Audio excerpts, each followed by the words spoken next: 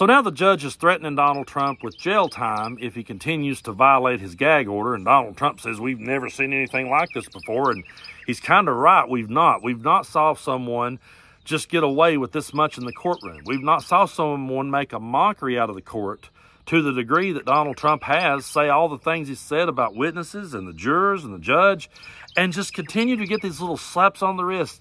They fine him $1,000 every time he violates the gag order, and everybody acts like, oh, they're just persecuting Trump. That's nothing to Donald Trump.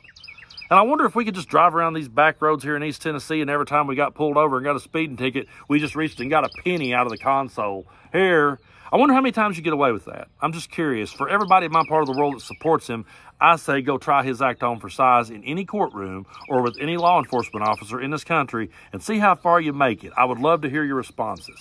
But Donald Trump is now saying that it's a sacrifice he would be willing to make. And I think there's more to this, but I want you to watch this clip.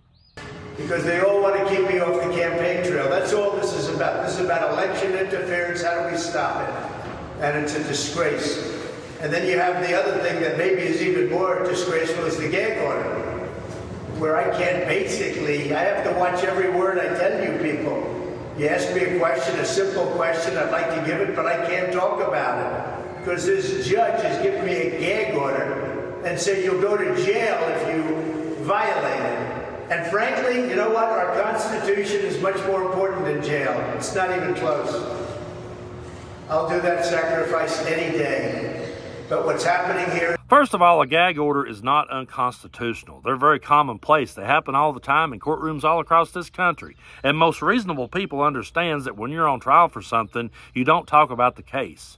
And you don't sit and talk about and bully witnesses and bully jurors and talk about the judge. Donald Trump has made a complete mockery out of our court system and then sat back and cried and played victim because he got hit with a gag order.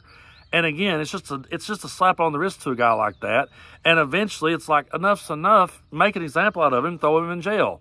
But then when he got to the end there and starts talking about, oh, the Constitution is more important than me and it's a sacrifice I'll make, it hit me. I was like, you know what? This guy wants to go to jail. And I've been thinking this for a while. He wants to go so he can further play victim, so he can be Nelson Mandela in his mind. And he can come out and talk about, look at this political persecution. Crooked Joe Biden put me here. He's probably already got the drafts written for his Truth Social post as to what he's going to say if it happens.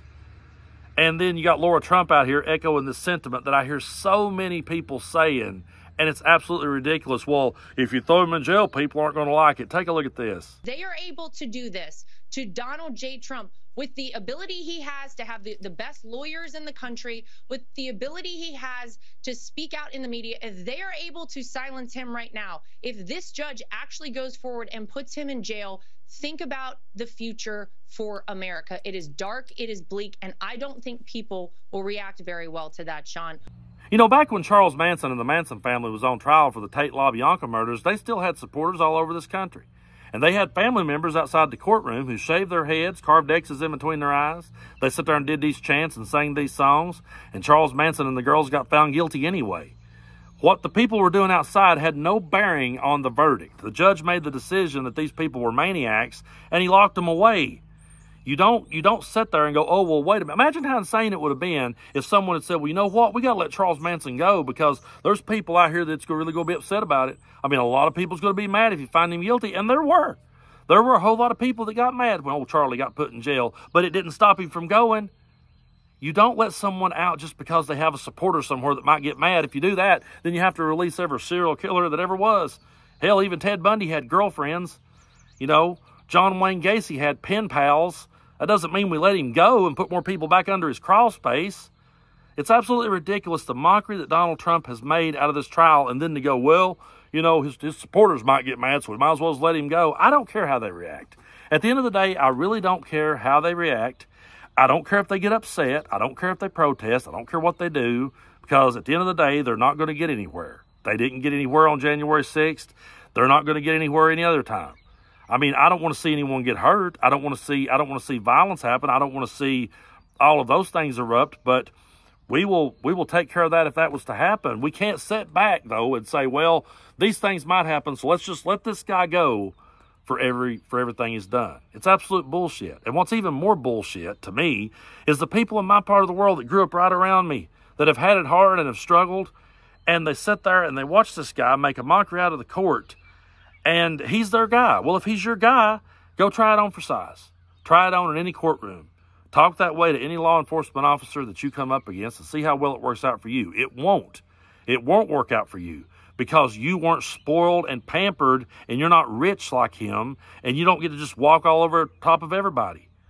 The guy's a disgrace. He truly is. And in an election year where we should have two candidates out there talking about the issues at hand and we should be trying to figure out how to fix them, wouldn't it be great to live in a world where two candidates came out and expressed their ideas and both ideas was so good that we was going, man, those are two great ideas. I don't know which one to pick. I don't know which one I might like the best.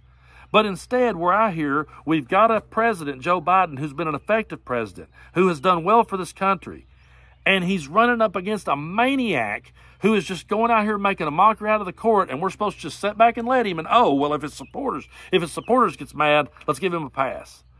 It's absolutely ridiculous. It's the most insane election that I've ever seen. But we can't back down. And we can't allow Laura Trump to be the one that sings I Won't Back Down because she's totally butchered that. My condolences to the ghost of Tom Petty on that one. But we're not going to let them adopt that song. We're not going to let them be the ones to sing those words. No. When it comes to democracy, you can stand us up at the gates of hell and we won't back down.